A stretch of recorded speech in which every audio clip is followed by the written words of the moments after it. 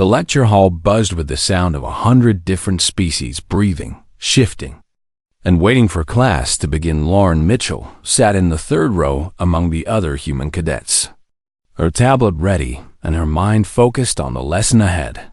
The Galactic Defense Academy drew students from across known space, and the massive classroom reflected that diversity. Tall Xanthari warriors, with their scaled purple skin, sat in reinforced chairs near the back. Delicate avian instructors glided between rows on wings that shimmered like oil on water and scattered throughout were the 47 human cadets who had earned their place here 3 years after Earth joined the Galactic Council. Admiral Vorath entered the room with the confident stride of someone who had commanded warships for longer than most humans had been alive, his forearms clasped behind his back, his scaled face set in what humans had learned to recognize as contempt.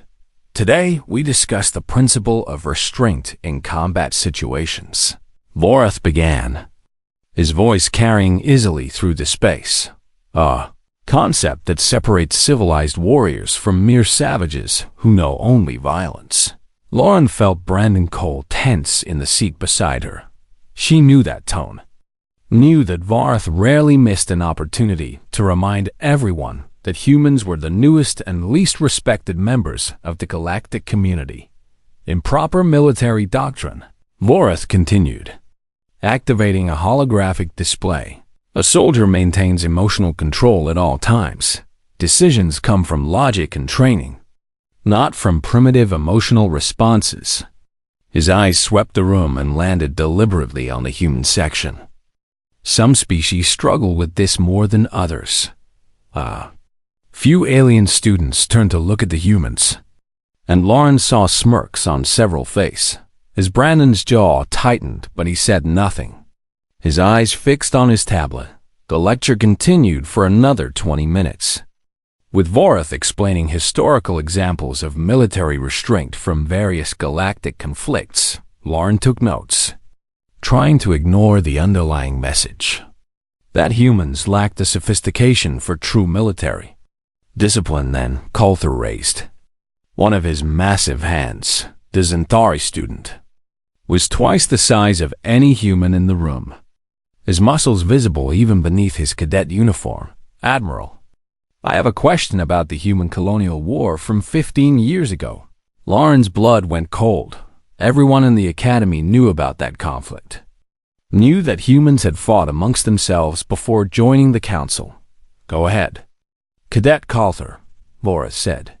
The humans fought each other over territorial disputes, killing millions of their own species. Coulter's voice carried across the quiet room.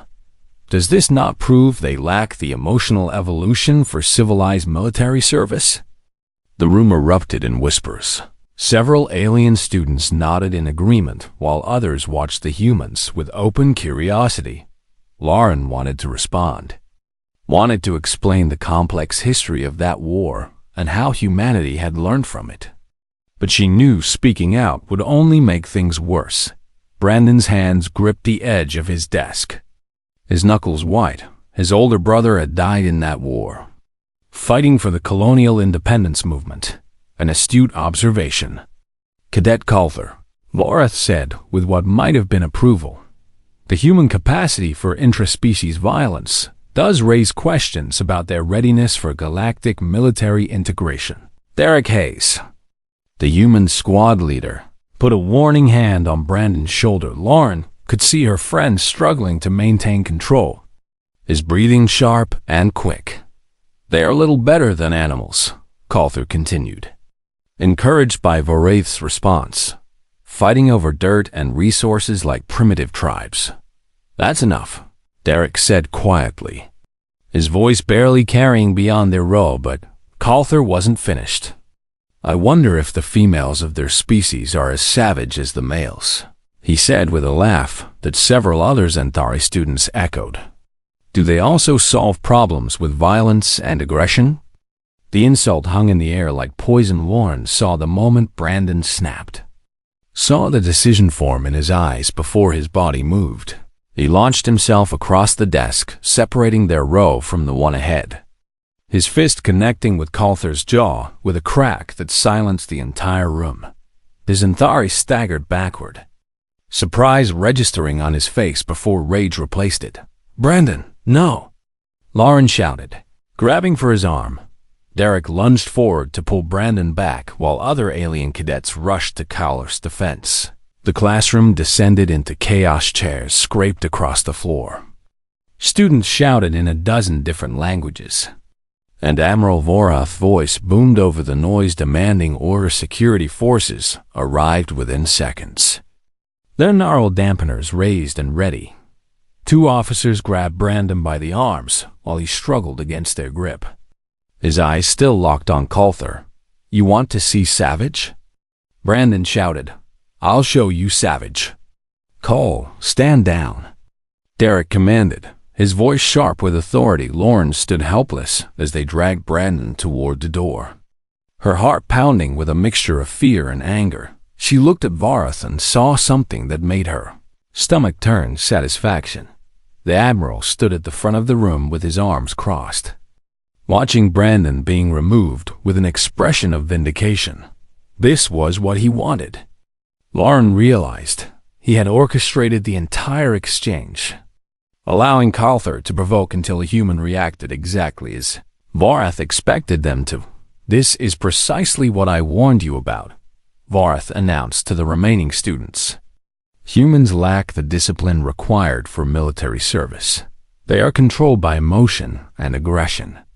The alien students murmured in agreement while the remaining humans sat in stunned silence. Lauren felt fury rising in her chest, but forced herself to remain still, to give Vorath no further ammunition. "Class is dismissed," the Admiral said. "Human cadets will report to the Commandant's office immediately." Lauren gathered her things with shaking hands, her mind racing. Brandon had made a terrible mistake, but Calther had been deliberately cruel, and Vorath had allowed it to happen. The hallway outside was filled with students discussing what they had witnessed. Lauren heard the words savage and primitive repeated over and over. She found Derek organizing the other human cadets, his face grim. "This is bad," he said quietly. "The Xanthari will file a formal complaint." "Vorath wanted this," Lauren said. "He set Brandon up." "Doesn't matter," Derek replied. "Brandon threw the first punch. That's all anyone will remember." That evening, Lauren sat in her quarters reviewing the Academy charter and regulations. She had watched the formal complaint arrive, had seen Ambassador Nicole Grant transport to the Fontka Sidzi station for emergency negotiations. The news spread quickly. The Xanthari were demanding Brandon's expulsion and calling for a review of all human admissions to the Academy. There was a knock at her door. She opened it to find Derek standing in the hallway, his expression troubled. "Emergency meeting in conference room 7, he said. "The ambassador wants all human cadets present." The conference room was packed when they arrived. Ambassador Grant stood at the head of the table, her gray hair pulled back and her face showing the strain of the past few hours. Brandon sat in a corner, his head in his hands, while the other cadets filled the available seats. "The situation is worse than we feared," Grant began without preamble. "The Xanthari complaint has given ammunition to every council species that opposed human membership." She activated a holographic display showing political alignments. "Admiral Vorath has proposed a solution," Grant continued, her voice carefully neutral. "A combat trial." The room erupted in questions. Grant raised her hand for silence. "It's an ancient tradition," she explained. "When one species questions another's worthiness, they can invoke trial by combat. Each side selects a champion. The winner proves their species belongs." Lauren's mind raced through the implications. "And if we lose?" someone asked. "Then we lose more than just Brandon's place at the Academy," Grant said quietly. "We lose credibility, influence, and any claim to being taken seriously in galactic affairs." The weight of those words settled over the room. Like a heavy blanket, Brandon looked up, his face pale. "This is my fault," he said. "I should be the one to fight." But Lauren was already thinking past the immediate crisis, already analyzing what such a trial would truly involve. This wasn't just about fighting. This was about everything humanity had struggled for since joining the stars. Commander Kess arrived at the conference room just after midnight, her feathers ruffled from the late hour. The avian officer had always treated the human cadets fairly. Unlike many of the other instructors, she carried a data tablet and moved to stand beside. "Ambassador Grant, I've been asked to explain the combat trial protocols," Kess said, her voice soft but clear. "This is not a simple fight." She activated a new holographic display showing historical records. Combat trials test 3 qualities: martial skill, tactical thinking, and moral judgment. Kess looked around the room at each human face. The winner must prove superiority in all 3 areas. Lauren leaned forward, her attention completely focused. "How many stages?" Derek asked. "Typically 3, Kess replied. "The first involves direct physical combat. The second tests tactical problem-solving under pressure. The third stage is revealed only during the trial itself, testing the champion's ability to make difficult decisions." Brandon stood up from his corner, his voice rough. "When do we choose our champion?" "You have until tomorrow morning," Grant said. "The Centauri will announce their selection at the same time." The ambassador's eyes swept the room. "I need to be clear about what's at stake," she continued. "This trial is being used as a pretext. Many council species want humans out of the academy, out of prime trade routes, and out of resource-rich territories." She pulled up star charts showing Earth's position. "We're new.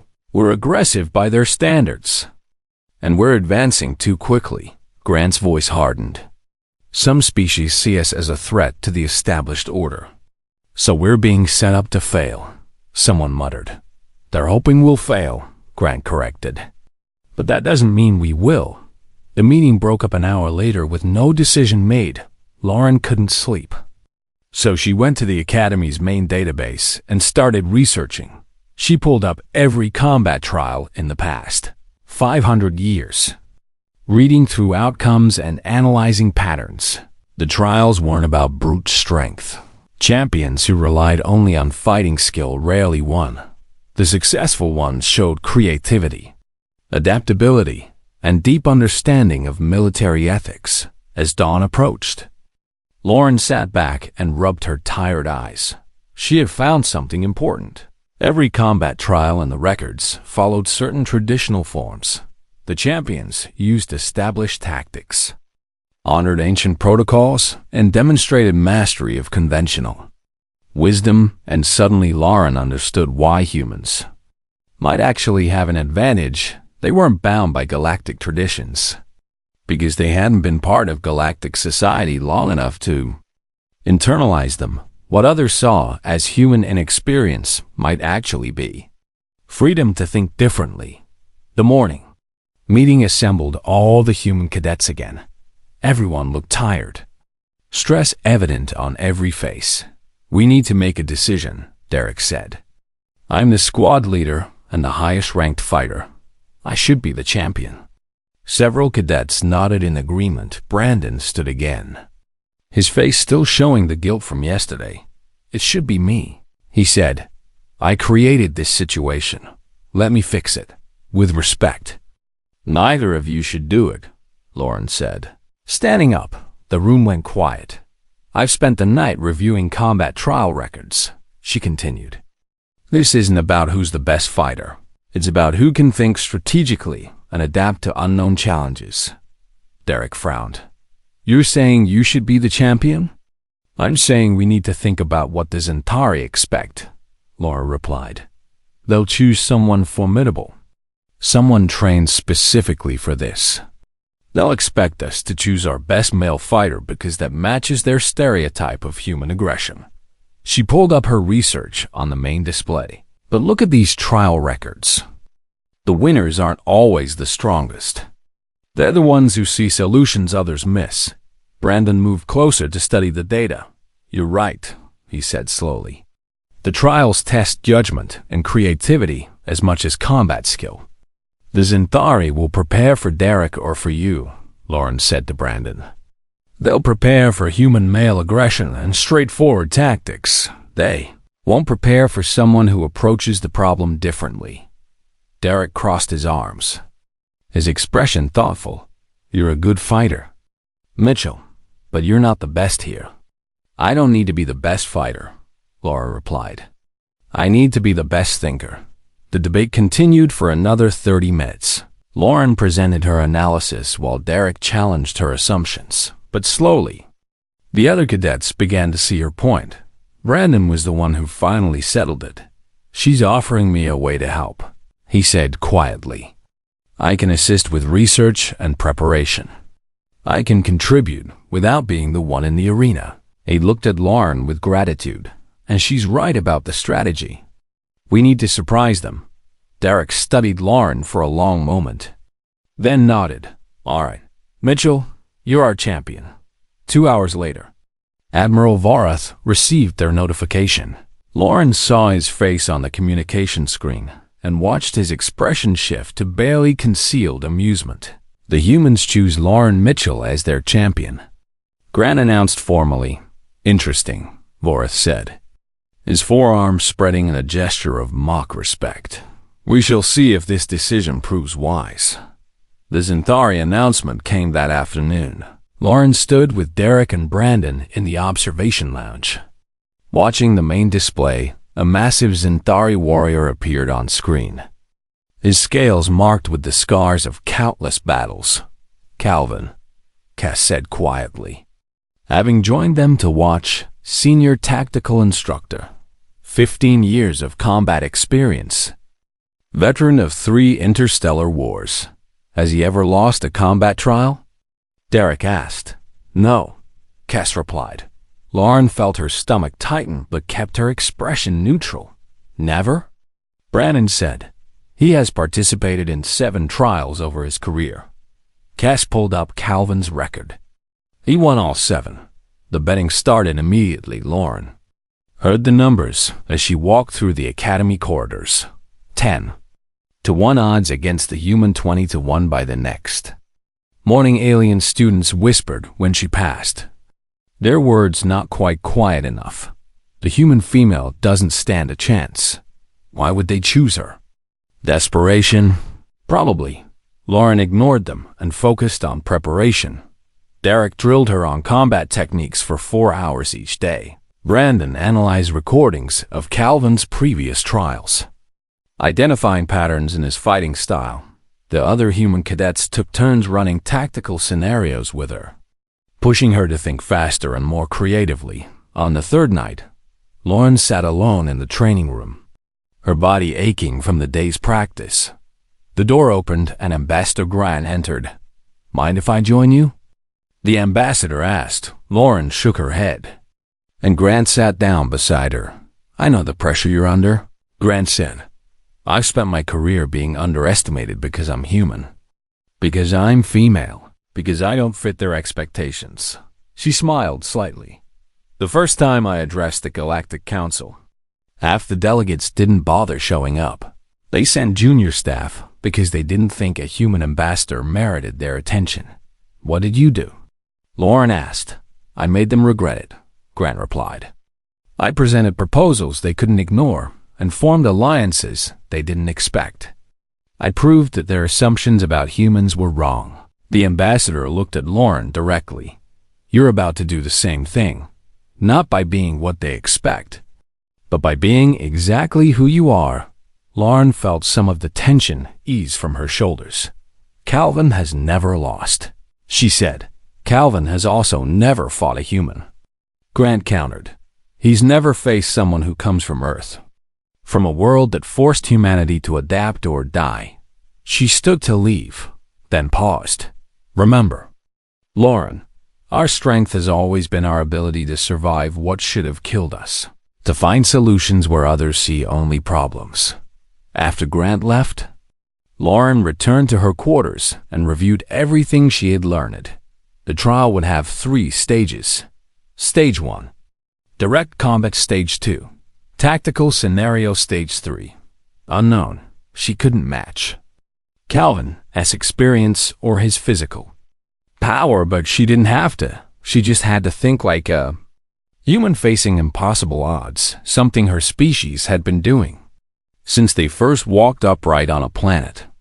Determined to kill them, the night before the trial, all the human cadets gathered in the common area.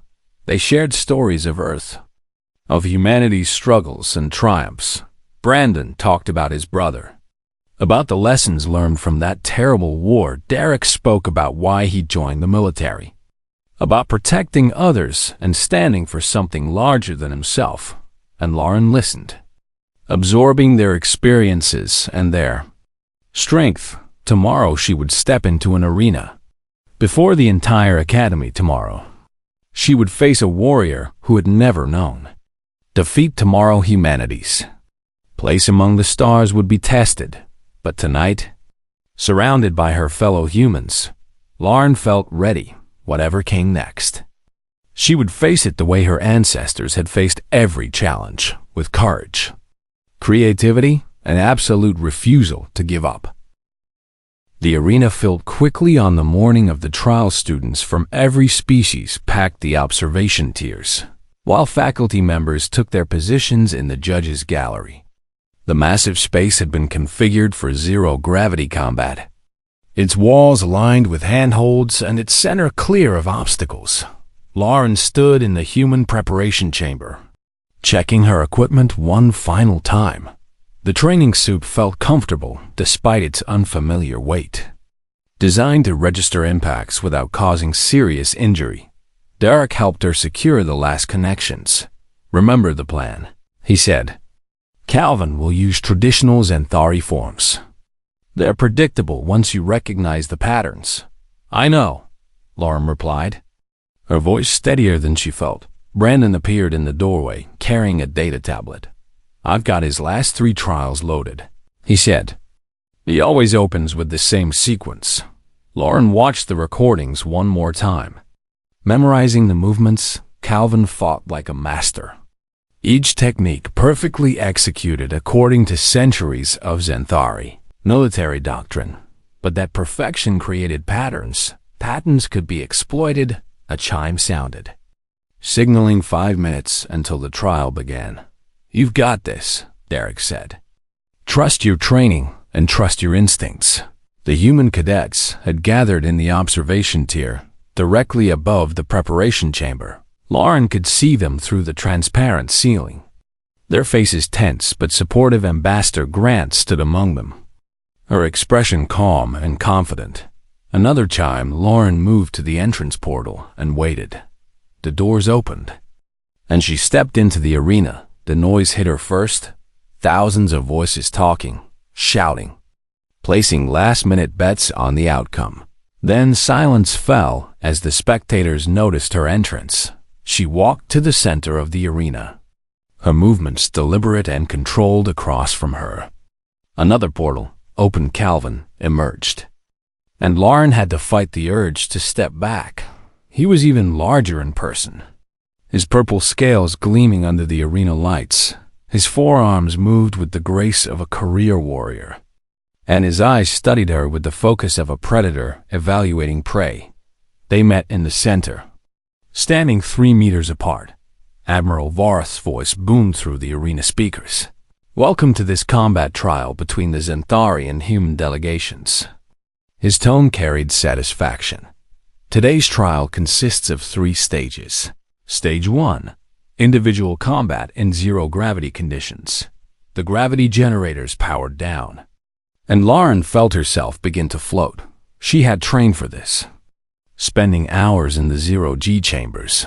But Calvin moved as if gravity's absence meant nothing, his body perfectly balanced in 3 dimensions. Combatants will engage until one achieves 10 successful strikes or one submits, Varth continued. Lethal force is prohibited. All other methods are acceptable. A holographic referee materialized between them. Combatants ready? It asked. Lauren nodded. Calvin inclined his massive head. Begin. Calvin launched forward with explosive speed. Lauren barely dodged the first strike. Using a handhold to pull herself sideways, his second arm swept through the space where she had been. She grabbed another hold and propelled herself downward, away from his reach, but Calvin anticipated the move. Pivoting with his third arm extended, the strike caught her shoulder. Pain flared and the impact spun her through the air. The scoreboard lit up. Calvin won. Mitchell 0.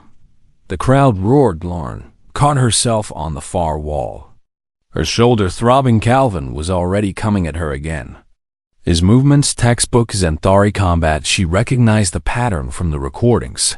He would feint with his upper arms, then strike with the lower ones. Lauren waited, timing her response. When he came within range, she didn't dodge the feint. Instead, she pushed off the wall at an angle he couldn't anticipate. Sliding past his guard, her strike hit his ribs. Calvin won. Mitchell won. The Zentari warrior paused, reassessing clearly. He hadn't expected her to score so quickly. They circled each other in the zero gravity, bodies rotating slowly. Lauren kept her breathing steady. Watching for the next opening, Calvin attacked again. This time with more caution.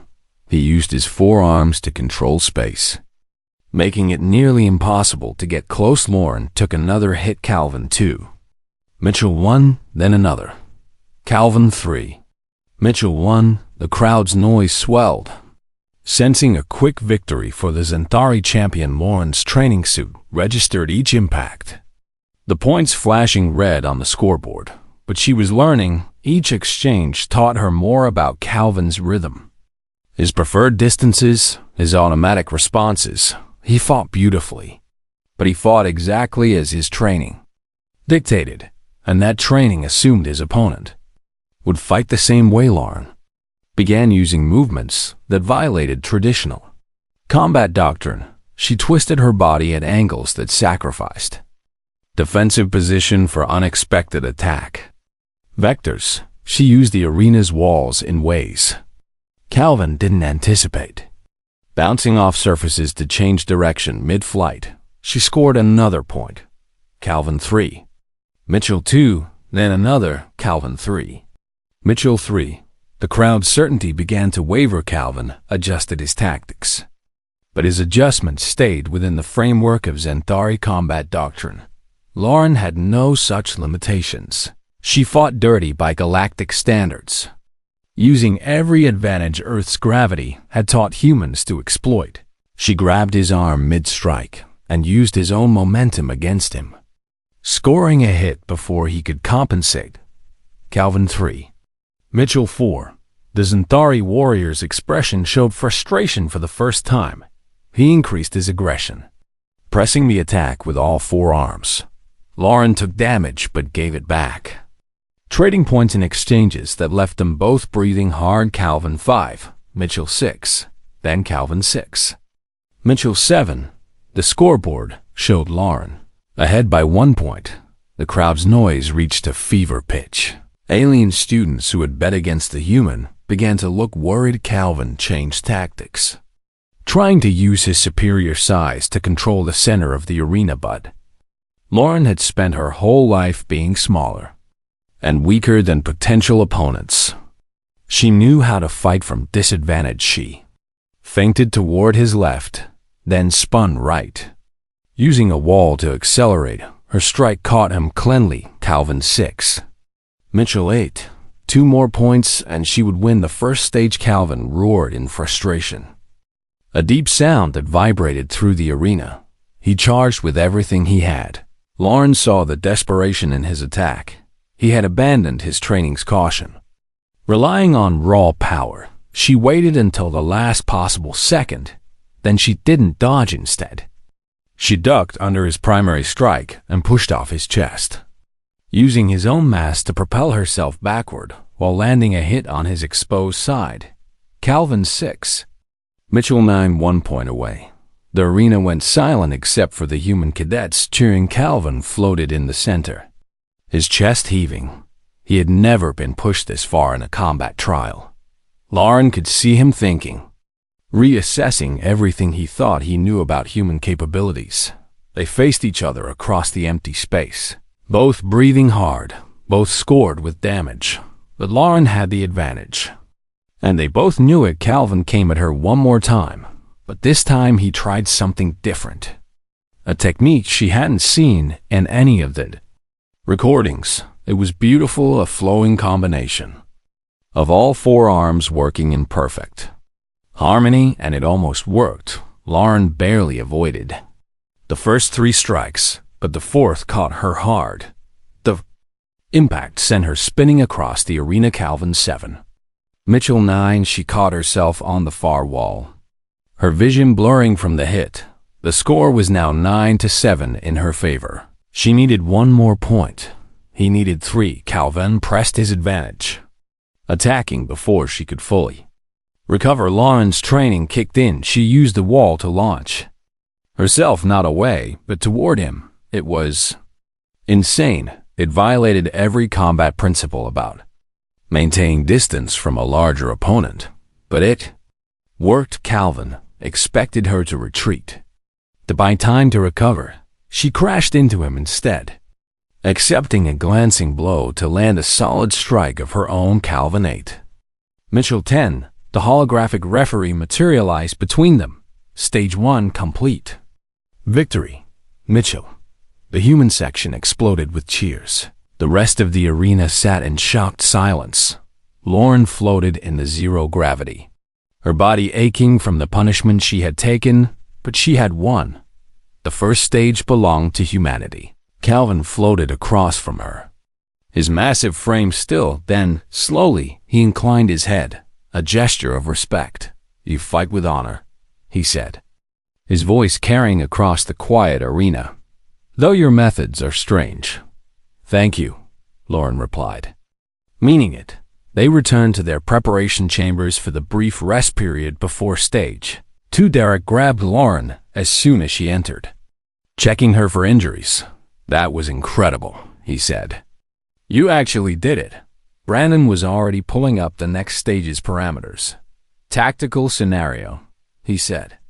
"They're loading it now." Lauren drank water and let the medical scanner check her vitals. Nothing broken, just bruises and fatigue. She had won the first stage, but 2 more remained, and Calvin would be even more dangerous now that she had proven humans couldn't be underestimated. The chime sounded. 5 minutes until stage 2. Lauren stood, testing her movements. Everything worked. She was ready. The doors opened, and she walked back into the arena. This time, the crowd's noise held a different quality: uncertainty, fear, and from the human section, hope. The arena transformed around them. Holographic walls materialized, creating the simulation environment for Stage 2. Lauren found herself standing in a tactical command center, complete with displays showing troop positions and terrain maps across the arena. Calvin had an identical setup. Admiral Varth's voice explained the scenario. "Each champion commands a squad of 10 soldiers. Your objective: secure the research station at coordinates marked on your display. Enemy forces guard the facility. You have 30 minutes to complete the mission." The simulation loaded completely. Lauren studied her tactical display. The research station sat on high ground, surrounded by defensive positions. Her squad consisted of mixed species troops, each with different capabilities. The enemy force outnumbered them 2-1. A direct assault would fail. Standard doctrine called for reconnaissance, artillery support, and a coordinated multi-phase attack. But the time limit made that approach nearly impossible. Lauren glanced across the arena. Calvin was already issuing orders, his 4 hands moving across his command console. She could see his tactical map. He was deploying his forces according to classic Zentari military doctrine: systematic, methodical, proven effective over centuries of warfare. Lauren looked back at her own display and made a decision. She would do what humans had always done when facing superior opposition: improvise. She divided her squad into 3 teams. The first team she sent on a wide flanking maneuver through terrain marked as impassable. The second team created a diversion at the main gate. The third team, smallest but fastest, went straight up the cliff face the enemy wouldn't expect anyone to climb. Her officers questioned the orders. "Commander, the terrain on that flank is marked unstable." "I know," Lauren replied. "That's why they won't defend it. Move quickly and stay light. The cliff face is a 90-degree angle. We have climbing gear and gravity assists. Use them." She watched her forces deploy on the tactical map. Calvin's troops advanced in perfect formation, exactly as doctrine dictated. They encountered the first defensive line and engaged in systematic suppression. Effective but slow. Lauren's diversion team hit the main gate hard and fast. The enemy responded by reinforcing that position, pulling troops from other areas. Her flanking team moved through the unstable terrain. One soldier fell through a weak section and had to be rescued, costing precious seconds, but they made it through. Meanwhile, her cliff team reached the base of the vertical surface. "This is insane, Commander," the team leader said over the comm. "Probably," Lauren agreed. "Do it anyway." They started climbing. The simulation's physics were accurate enough that Lauren held her breath watching their progress. One slip would send them falling, but they were highly trained, and humans had been climbing impossible surfaces since before they left Earth. Calvin's forces breached the first defensive line. His tactical display showed steady progress. He would complete the objective. Lauren realized, but it would take him almost a full 30 minutes. Her cliff team reached the top. They were inside the research station's perimeter, behind the enemy lines. "Go," Lauren ordered.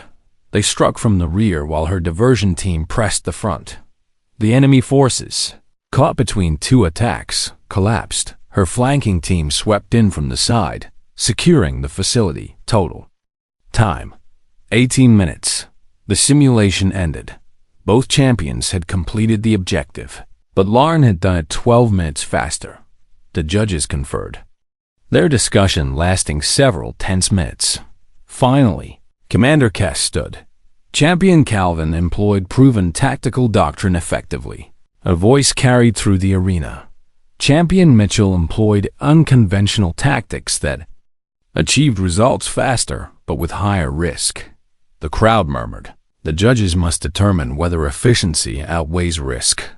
More deliberation. Lauren stood at her command console, trying not to show her anxiety. If the judges valued traditional methods over results, Calvin would win this stage.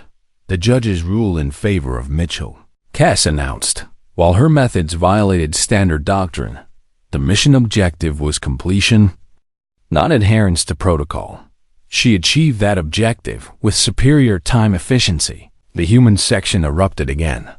Lauren let out a breath she hadn't realized she was holding. 2 stages 1-1 remained, but across the arena, Calvin looked more determined than defeated. He knew as well as Lauren did that the third stage often decided combat trials. Everything could still change. The brief rest period felt too short. Brandon pulled up everything he could find about final trial stages. They're always about moral judgment, he said. A scenario with no clear right answer. How do they score it? Lauren asked. The judges evaluate the reasoning, Derek replied. It's subjective. Whoever makes the better argument wins. Lauren's stomach tightened. Subjective. Judgment meant the judges' biases could determine the outcome, and most of these judges had already demonstrated their opinions about humanity. The chime sounded. Stage 3. Lauren returned to the arena. The simulation environment changed. Again, this time, both champions stood in what appeared to be a military command briefing room. A holographic scenario began to play. A colony under attack. Enemy forces overwhelming the defenses. A civilian population trapped, and a military installation holding crucial data that could prevent future attacks. The hologram paused. Admiral Vorith stepped forward. You are the commanding officer. You have resources to save either the civilians or secure the data, but not both. Enemy forces will overrun whichever location you don't defend. What is your decision and why? Lauren felt the weight of the scenario. This was the test, not of tactics or fighting skill, but of values, of what a champion believed military power should protect. Calvin stepped forward first. The data must be secured, he said, his voice firm and confident. While civilian casualties are regrettable, protecting future populations requires that information. Military doctrine is clear. Strategic assets take priority over tactical losses. He expanded on his reasoning, saving one group of civilians while allowing the enemy to continue attacking achieves nothing. The data will enable us to stop future attacks, ultimately saving more lives.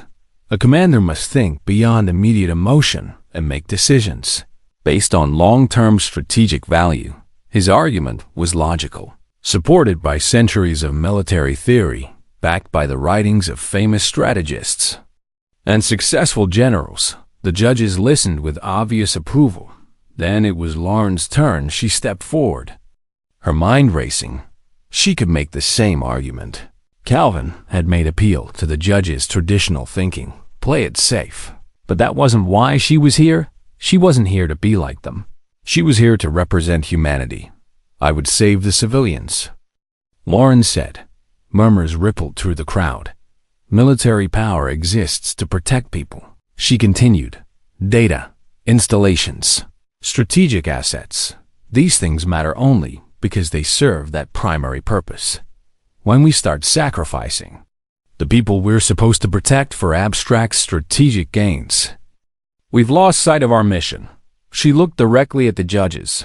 Yes, the data might help prevent future attacks, but we don't know that with certainty. What we do know is that real people are dying right now. Children, families, innocents who trusted us to defend them. Lauren gestured to the frozen hologram. Calvin's ass argument assumes future benefits will outweigh present costs. But humanity learns something from our own wars. When you start calculating human lives as acceptable losses for strategic advantage, you become the very thing you're fighting against. She paused, then continued. There's another option no one has mentioned. Why accept that we can only save one or the other? The judges leaned forward. If I'm commanding officer, I'm looking for a third solution. Can we delay the enemy advance at the data facility with automated defenses while evacuating the civilians? Can we extract the most critical data and destroy the rest before retreating? Can we call for reinforcements or negotiate a temporary ceasefire? Lauren's voice strengthened. Human military history is full of commanders who refused to accept impossible choices and found alternatives. That's what separates survival from surrender. We don't give up on people because the tactical situation looks bad. She looked at Calvin. With respect to my opponent, following doctrine is easier than questioning it. But sometimes the doctrine is wrong. Sometimes the rules need to be broken to achieve the mission's true purpose. Protecting those who can't protect themselves. Silence filled the arena. Lauren stepped back, her heart pounding. She had just argued against centuries of established military thinking. Had she gone too far? The judges began their deliberation. This time, the discussion was intense. Lauren could see them arguing, gesturing, pulling up references. Commander Kess seemed to be defending Lauren's position. Admiral Vorath clearly disagreed. Other judges fell on both sides. The deliberation stretched to 15 minutes. Then 20. The crowd grew restless. Finally, the judges reached a decision. Kess stood, her expression unreadable. This has been the most difficult judgment in recent trial history, she began. Champion Calvin presented the traditional answer, supported by established doctrine and proven strategic theory. Lauren felt her hope fading. Champion Mitchell presented an unconventional answer that prioritizes immediate humanitarian concerns over strategic assets. Cass paused. After much deliberation, the judges have reached a split decision. However, one judge's argument proved. The arena remained silent for 3 heartbeats after Commander Cass announced the verdict.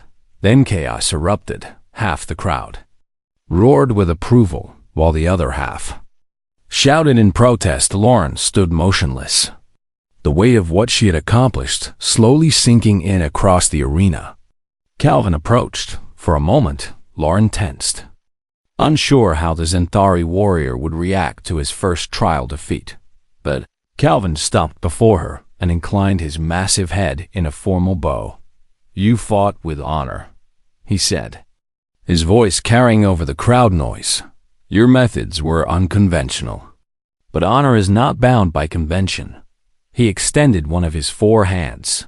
Lauren grasped it, feeling the power in his grip.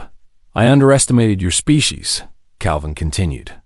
"I will not make that mistake again."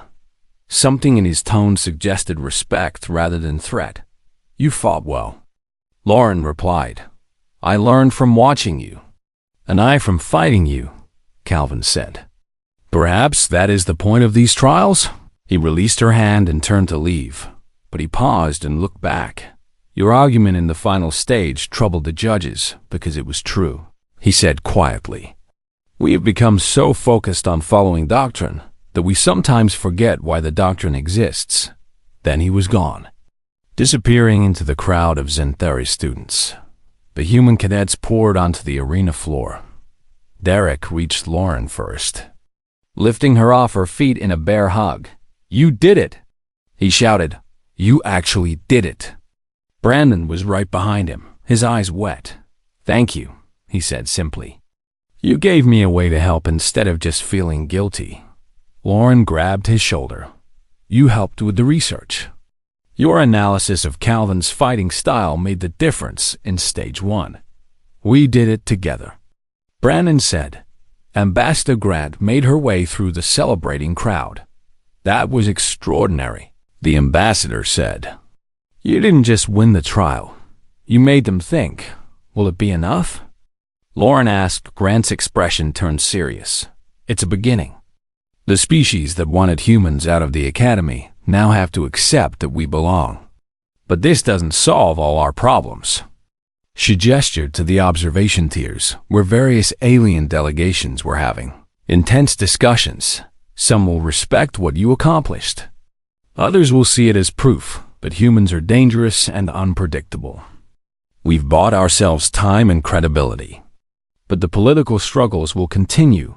The celebration continued around them, but Lauren understood Grant's warning. One victory didn't change centuries of galactic politics. Humanity still had to prove themselves worthy of their place among the stars.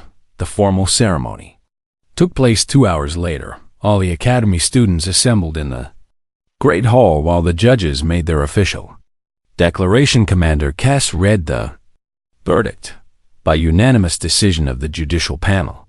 "The combat trial is awarded to the human delegation." Her voice echoed through the chamber. Champion Lauren Mitchell demonstrated superior martial skill, tactical creativity, and moral reasoning. She paused, her eyes scanning the assembled students. "Let this trial serve as a reminder that worthiness comes not from adherence to tradition, but from the ability to adapt, to think critically, and to maintain one's values under pressure." Admiral Vorath stood among the faculty, his expression neutral. But Lauren caught his eye and saw something there. Not quite respect, but acknowledgement. She had beaten his system. After the ceremony, Lauren found Vorath in one of the Academy's observation lounges. He stood alone, looking out at the stars. "Admiral," she said. He turned, his 4 arms crossed. "Mitchell, I suppose you've come to gloat?" "No, sir," Lauren replied. "I came to ask why." "Why what?" "Why you orchestrated that confrontation in class. You wanted Brandon to react. You wanted an excuse for this trial." Vorath studied her for a long moment. "You're perceptive," he said finally. "Yes. I engineered the situation. The council species who oppose human membership needed proof that you weren't ready." "And now?" Lauren asked. Now they have proof of something else entirely, Vorith said. Your victory today complicates their arguments considerably. He turned back to the window. I won't pretend to suddenly respect your species, Mitchell, but I acknowledge that my assumptions were incomplete. That is more than most will admit. Lauren stood beside him, looking out at the same stars. You called us savage and undisciplined, she said. But we're just different. Earth made us different. Your world is harsh, Vorith agreed.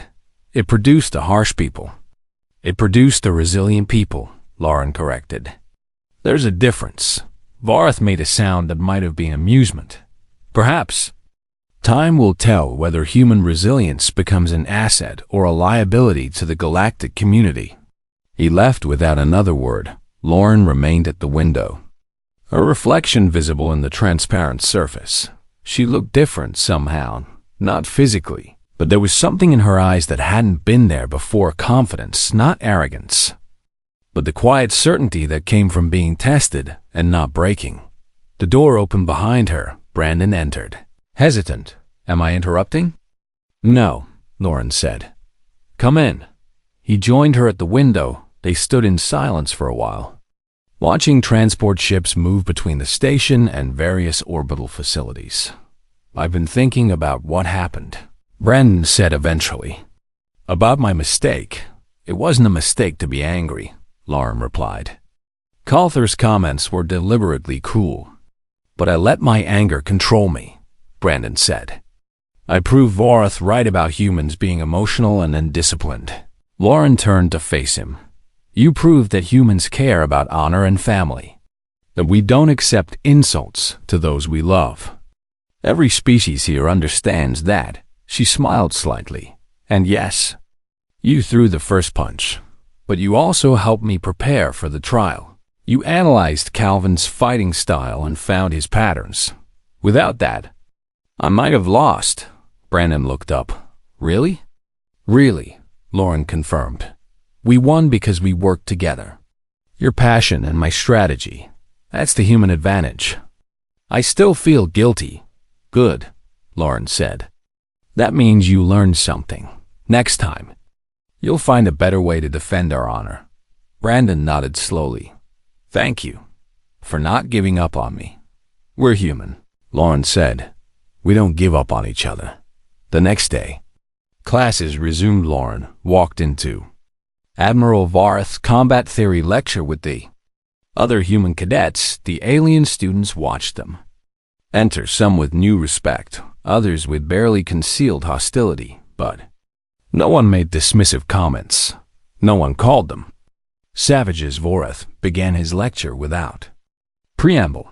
Today we discuss the evolution of military doctrine, he said.